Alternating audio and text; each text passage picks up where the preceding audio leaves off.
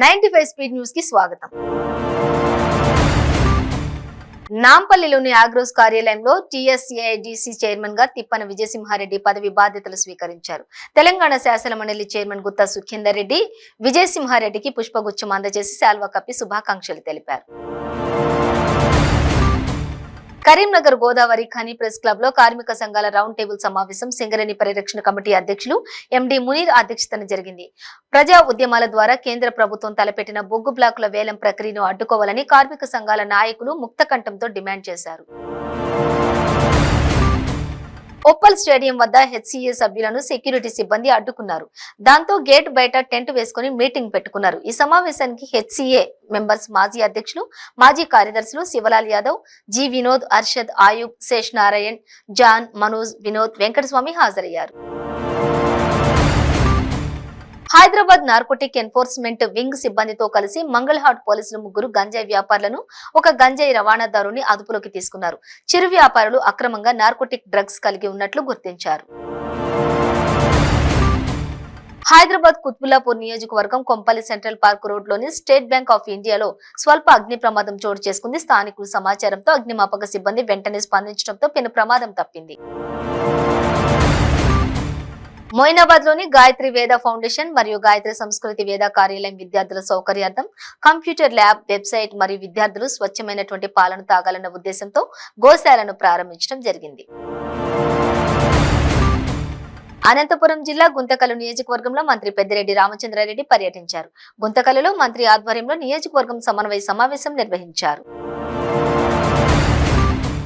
ప్రస్తుతం జరుగుతున్న శీతాకాల పార్లమెంటు సమావేశాల్లో వాల్మీకి కులస్తులను ఎస్టీ జాబితాలో చేర్చాలని, బిల్లును ఆమోదించాలని వాల్మీకి రిజర్వేషన్ సాధన సమితి అన్నమయ్య జిల్లా మదనపల్లి నియోజకవర్గం అధ్యక్షులు పులి శ్రీనివాసులు డిమాండ్ చేశారు. ఎమ్మెల్యే కీలారి రోసయ్య నాలుగు అదుపులో పెట్టుకుని మాట్లాడితే బాగుంటుందని మాజీ ఎమ్మెల్యే ధూళిపాల నరేంద్ర హెచ్చరించారు. ఎమ్మెల్యే రోసయ్య, ఆయన మామ ఉమ్మారెడ్డి వెంకటేశ్వర్లు టీడీపీ భిక్షతోనే పదవులు అనుభవిస్తున్నారన్నారు.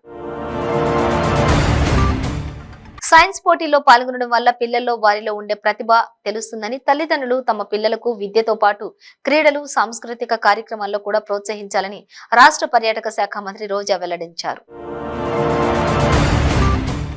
మాండూస్ తుఫాన్ వల్ల భారీ వర్షాలకు పంట తడిసినా కొనుగోలు చేస్తామని హామీ ఇచ్చారు మంత్రి కారుమూరి నాగేశ్వరరావు. ఏ ఒక్క రైతును కూడా నష్టపోనివ్వమని, అందరినీ ఆదుకుంటామని చెప్పారు.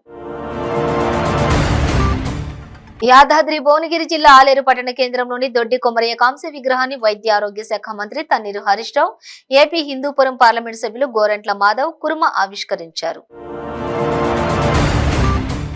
కల్వకుంట్ల కవితపై జరుగుతున్న సిబిఐ విచారణ లైవ్ పెట్టాలని సిపిఐ కార్యదర్శి నారాయణ సంస్థలను కోరారు. ఇక కేంద్ర ప్రభుత్వం ఈడీ, సిబిఐ లాంటి దర్యాప్తు సంస్థల ద్వారా రాజకీయ ప్రత్యర్థులపై కక్ష సాధింపు చర్యలు చేయడాన్ని ఖండిస్తున్నామన్నారు. వచ్చే ఎన్నికల్లో నల్గొండ నుంచి ఎమ్మెల్యేగా పోటీ చేస్తానని కాంగ్రెస్ ఎంపీ కోమటిరెడ్డి వెంకటరెడ్డి అన్నారు. ఎన్నికలకు నెల ముందు వరకు రాజకీయాలు మాట్లాడబోనని మరోసారి స్పష్టం చేశారు.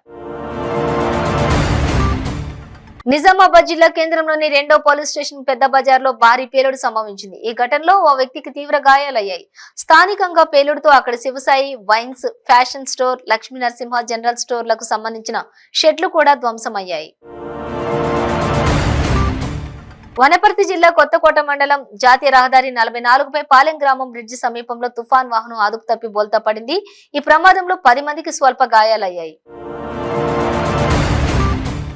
చంద్రబాబు పాలనా ప్రభావం వల్లే రాష్ట్రంలో రైతు ఆత్మహత్యలు జరుగుతున్నాయని మంత్రి కాకాని గోవర్ధన్ రెడ్డి ఆరోపించారు. బాబు హయాంలో రాష్ట్రంలో సగానికి సగం కరువు మండలాలే ఉండేవని, వైసీపీ హయాంలో కరువు లేదని రైతులు ఆత్మహత్యలు చేసుకుంటారా అని ప్రశ్నించారు.